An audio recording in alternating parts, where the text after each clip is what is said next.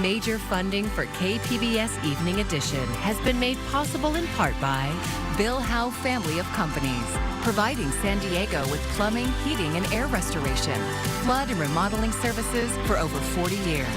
Call 1-800-BILL-HOWE or visit billhowe.com. And by the Conrad Prebys Foundation, Darlene Marco Shiley, and by the following.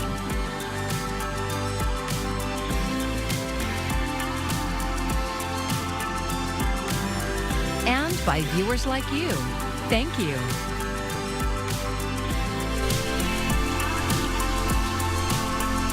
San Diego is taking action to address homelessness as the number of indoor shelter beds is shrinking. Thank you for joining us. I'm Maya Trabulsi. The city will be expanding 2 makeshift campgrounds. As KPBS Metro reporter Andrew Bowen explains, city officials say it's the best option they have right now. The campgrounds are located on 2 vacant lots in the back corners of Balboa Park. They currently have space for about 540 tents. Over the next few months, that number will grow to about 770. The City Council on Tuesday agreed to extend contracts with 2 nonprofits that operate the campgrounds. Council President Sean Ela Rivera admits they're not ideal. And I think we could also recognize that for the folks who've opted into this program, it is better than the alternative that they were experiencing before.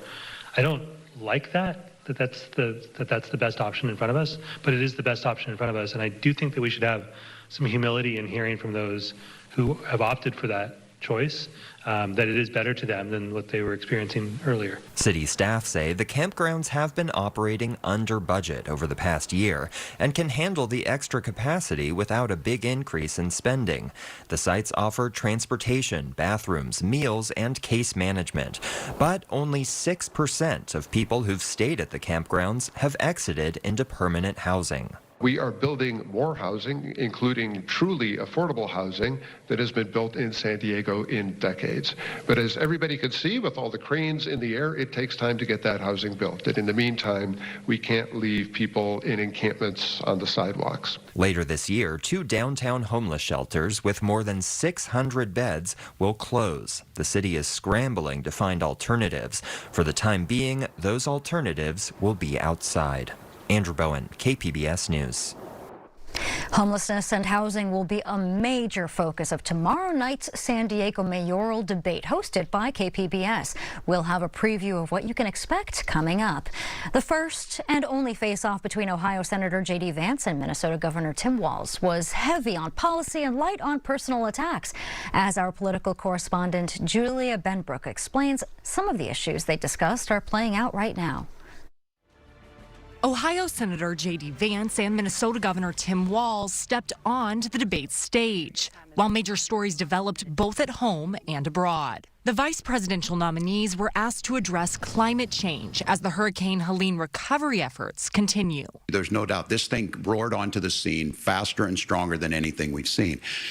Senator Vance has said that there's a climate problem in the past. Donald Trump called it a hoax. If they really believe that climate change is serious, what they would be doing is more manufacturing and more energy production in the United States of America. Hours before the debate started, Iran launched a missile attack against Israel. Vice President Kamala Harris joined President Joe Biden and top military officials in the Situation Room to monitor the response by Israeli and U.S. forces. Harris's running mate arguing that what is needed is steady leadership. What we've seen out of Vice President Harris is we've seen steady leadership.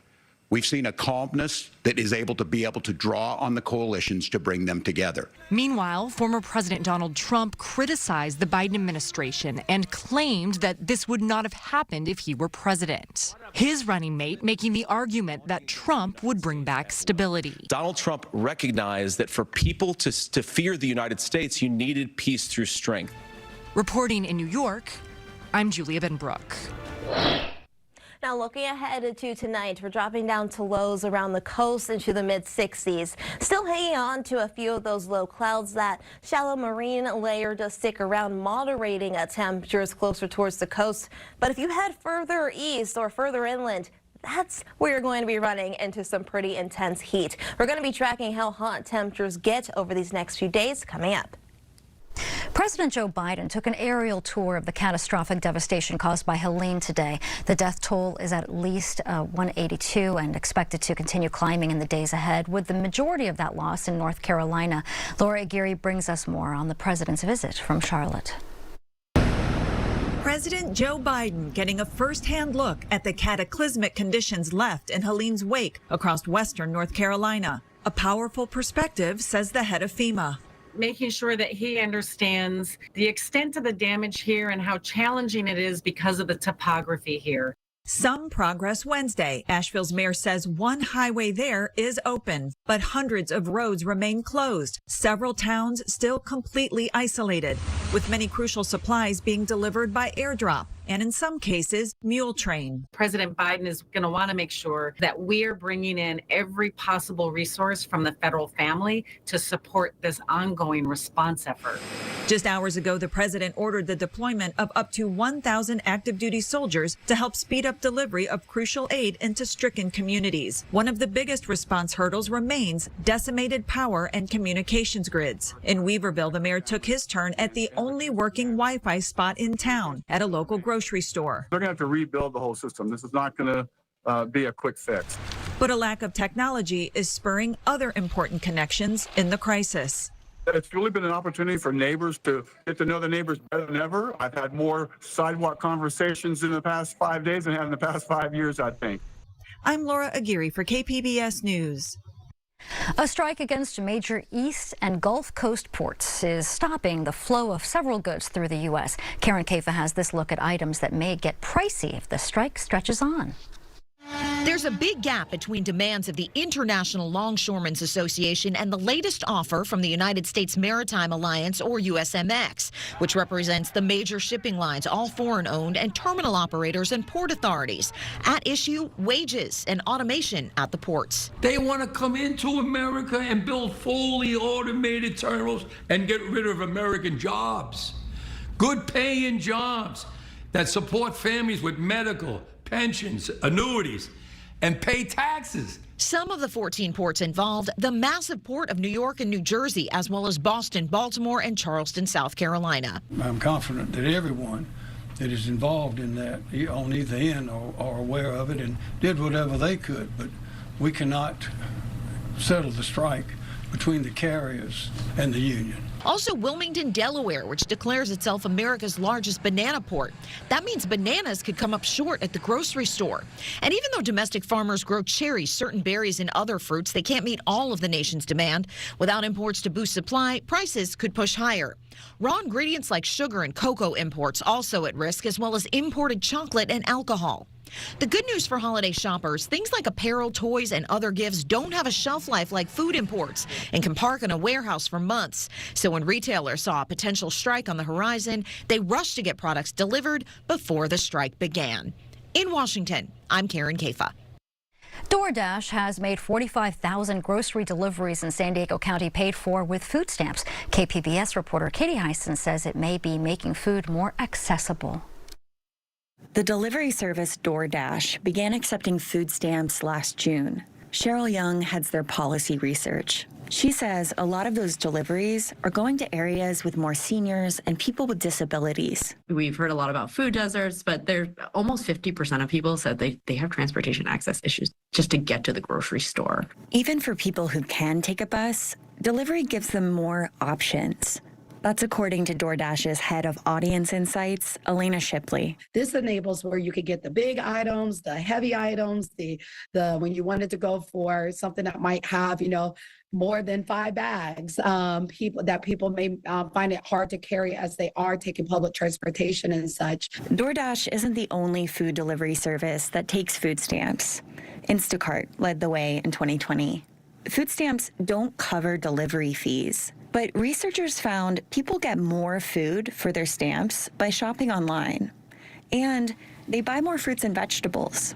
Young says that's because it's easier.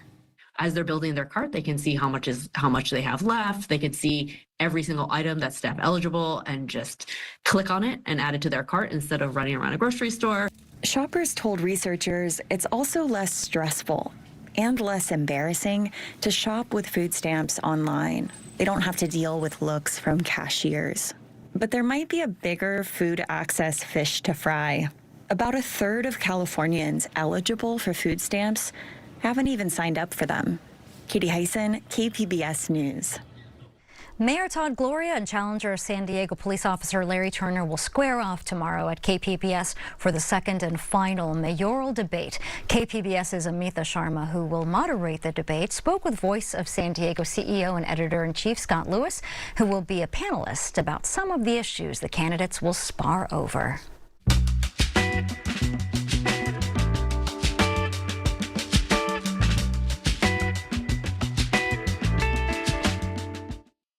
So housing remains out of the reach of most San Diegans. Homelessness continues to rise. Both issues will be a big focus in Thursday's debate. What does each candidate need to say to fine-tune and contrast their positions and actually move voters on these two issues? Well, they both represent two distinct sides of this discussion. Mayor Gloria is from the camp that homelessness is a housing problem, that it's all interconnected, that the very bottom rung of housing is the street. And wherever you add housing is going to alleviate the pressure that's coming down on people. Larry Turner, the police officer, is from a different camp. He believes that homelessness is a symptom of a moral and economic problem that's maybe a little bit separate, if not completely separate, from housing. And I think those are very distinct things you see in the conversation about homelessness across the city, and it'll be really interesting to see how they advocate and make sense of it when it comes to solutions. Measure E.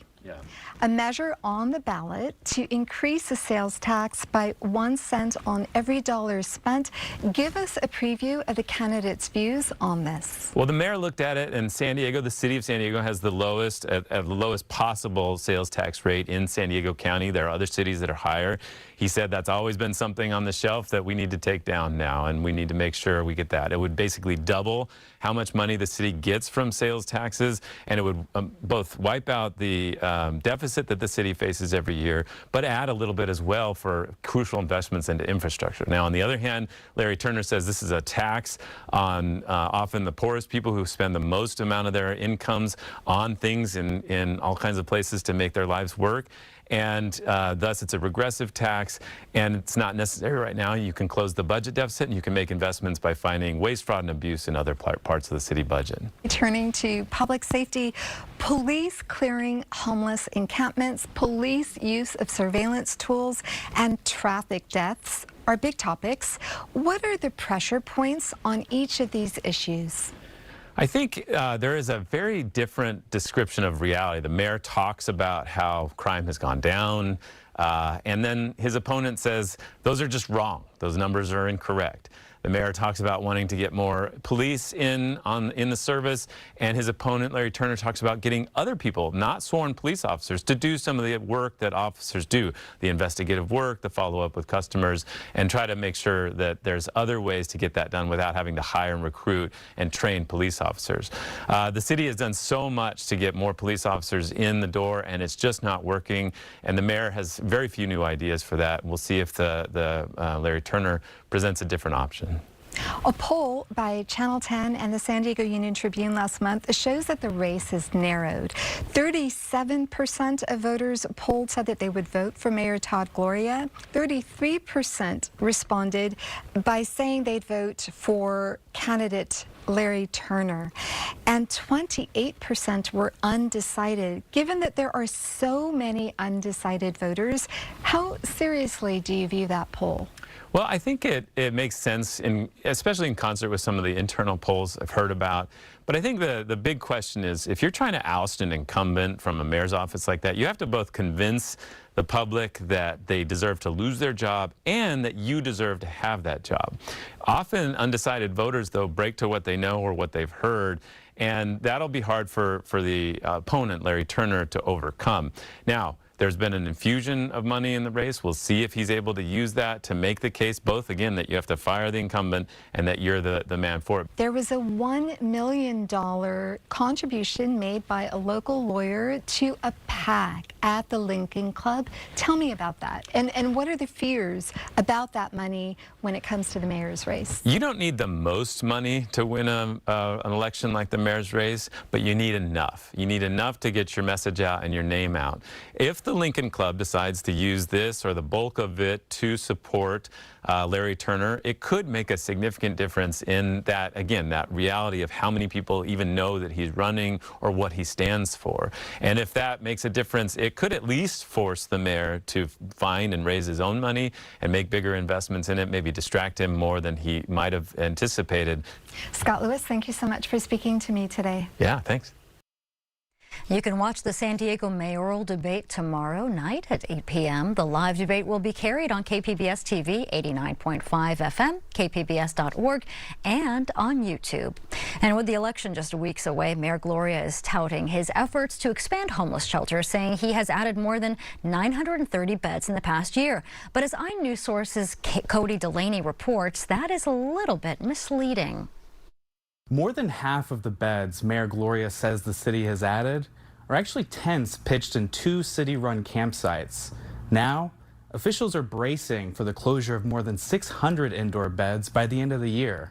In the plan to replace those indoor beds, more tents. That means some people currently sheltered indoors could be moved outside. Meanwhile, Gloria's proposal for a 1,000-bed shelter near the airport has stalled. Mayor Gloria did not respond to interview requests. He and his opponent, Larry Turner, are scheduled for their second debate Thursday night. For KPBS, I'm iNews Source investigative reporter Cody Delaney. iNews Source is an independently funded nonprofit partner of KPBS and part of our Public Matters project. You can find more at kpbs.org/Public Matters. These days, you can hack into a lot of things, including someone else's bicycle. In the era of wireless electronic shifting, it could happen. But as KPBS SciTech reporter Thomas Fudge spoke with a computer scientist who found a way to prevent it. Erlins Fernandez is a computer science professor at UC San Diego. He's also a cycling geek. He commutes to work on his bike and he rides for recreation. I don't race myself at all. I mostly get into it because it's an incredibly calming experience. He also follows professional cycling, though he knows it has a problem. The problem with professional cycling is the corruption and the cheating. Performance-enhancing drugs have been a problem for decades, and that's not the only way you could cheat. Here's another, hacking into somebody's wireless shifter. You press a button on your shifters, for example, right here, you press a button right here, and then that sends a wireless signal to the gear shifter down here, and that changes the position of the chain on the gears. All you need to hack into a shifter is an off-the-shelf device which can capture a wireless signal and send a malicious command. Fernandez and a partner tested it on a local hill. They set up the device on the side of the road and shifted his bike, the red one, into a higher gear, forcing him to slow down. In a full-on race, this can be dangerous, and yes, it's another way to cheat. The leader of the Tour de France is going up a big mountain, and he's going to be in an easy gear because he has to climb the mountain. And so then if we can shift it from an easy to a hard gear, that's going to significantly slow him down and make him lose time. The solution? So the standard solution is to basically share a secret number between the shifter and the derailleur that only these two devices know. They approached the bike company Shimano with their plan. And so the assumption is that the attacker, someone external to the system, cannot predict what these numbers are. And that is essentially what we recommended to Shimano as a solution, as a mitigation. And that's kind of what they ended up integrating into the system. Fernandez didn't win any royalties from Shimano, but he knows he brought a bit more integrity to a sport that he cares about. Thomas Fudge, KPBS News.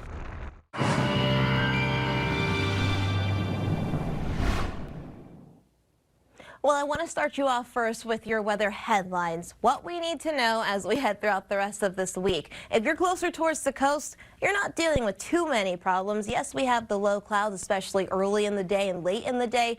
Temperature-wise, though, we stay pretty steady and not too hot, though that's a different story the further east you head, especially across our inland valleys into the deserts and the mountains. Things are going to be heating up, and that's going to create that heat risk this week as well. And it's going to stay toasty here even as we head into the weekend. Tonight, quickly, I do want to break down where we're dropping down to across the region. Ramona, you're at 62, Borrego Springs 72, Mount Laguna 66, though you'll note those deserts still staying hot here as we do head into the rest of the week. This is going to be the pattern through Thursday. You'll note that much more comfortable air shifts across the northwest, but here in the southwest, that heat hangs on, and that's why we do have a splattering of weather alerts still out, and these go through Thursday evening. We do have excessive heat warnings here for our inland valleys, and then heat advisories for our more mountainous terrain. But once we get back into the Coachella Valley, into our deserts, that's where we have that excessive heat warning, and that's going to go through Thursday evening. You can see why. Even look at tomorrow's forecast. Highs running in the triple digits still. Borrego Springs at 108. Ramona flirting with the triple digits here. And these are areas just a little bit further inland. Mount Laguna, you're going to be hitting highs in the upper 70s, almost 80. Though closer towards the coast, that's where you'll find more comfortable air. Highs going to be running in the 70s. And the story stays the same. Basically rinse and repeat here if you're along the coast for these next 5 days. Though you will start to see that warm up as we head into the end of the weekend, back up to the 80s Sunday and Monday. Hot here across inland valleys. Thursday, you're at 92. A little bit of a drop off, but still going to be plenty of heat to go around here as we head into the weekend. We'll have that sunshine blazing down. Take care of yourself in the heat. You know what to do. Drink plenty of water, stay hydrated with water, and try to take plenty of cooling breaks as well. For the mountains, highs are going to be running in the upper 70s here to end the week, and then gradually starting to come down a little bit as we start the weekend. Doesn't stick around for too long. We're forecasting 80s to return again by Monday. And we had to bust out the thermometer icon here because it's going to be steamy across the deserts, and that's going to be the story even as we head into next week. For KPBS News, I'm meteorologist Bree Guy. Right now, the Padres are about ready to take the field for Game 2 of their wild card series against the Atlanta Braves. And earlier, our media partner KGTV spoke to some fans at Tailgate Park with high hopes and even bold predictions for star pitcher and Poway native Joe Musgrove. I'm hoping our San Diego boy Musgrove represents. I wouldn't mind seeing a no-no, you know, but I'm not holding my breath. Having No-No Joe out there, it's just appropriate, you know, having our hometown boy doing his thing. He is awesome. I know he's gonna do the same thing King did last night. Awesome. We're winning this game. And the game starts at 5:38. And if the Padres win tonight in this best-of-3 series, they move on to the next round to face the LA Dodgers. The fall film festival season is in full swing, with the Filipino and Italian film festivals overlapping this weekend. KPBS film critic Beth Accomando has this preview. Each year, the San Diego Italian Film Festival picks a theme to drive its programming. This year, the theme is core, which refers to core values like identity and immigration. But it's also a nice play on words, since core in Southern Italian dialects means heart. One of the issues close to the festival's heart is diversity, which is reflected in the film Io Capitano, says artistic director Antonio Iannota. Italy has been a diverse, multi-ethnic and multiracial country for many years, and still we have this fantasy of a country totally white, totally Catholic, but it's not like that anymore. And this movie, that is such a powerful story, tells a story of migration from the perspective of the migrants. A different kind of diversity is explored in the documentary Krypton, about young people coping with mental health issues. They open their heart, they talk freely on how they feel, how they think, and we get to see, you know, what these young kids have to face on a daily basis about their problems. It refers to Krypton, the world from which Superman comes, because one of the guys really thinks he also comes from Krypton.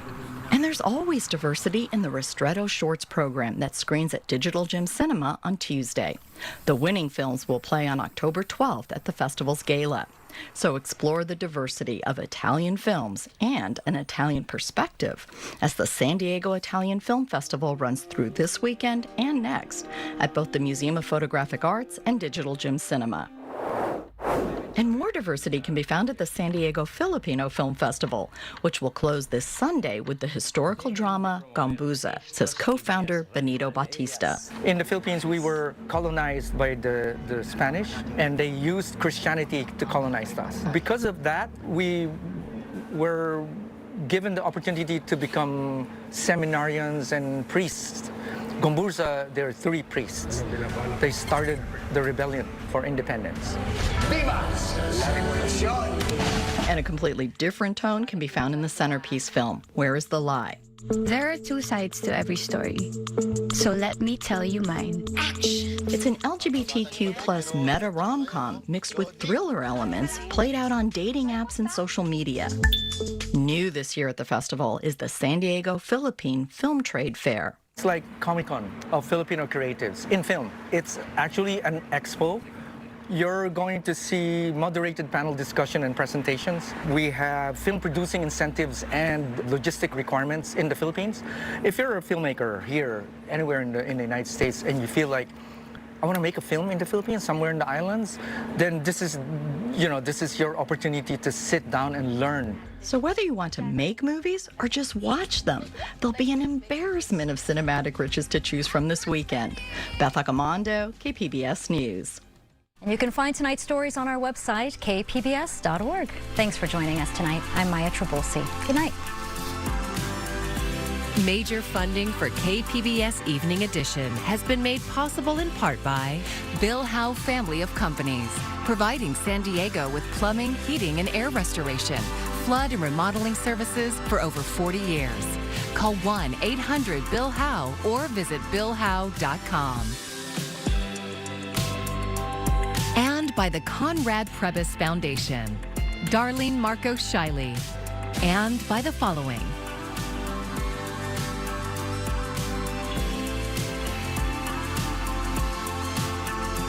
And by viewers like you. Thank you.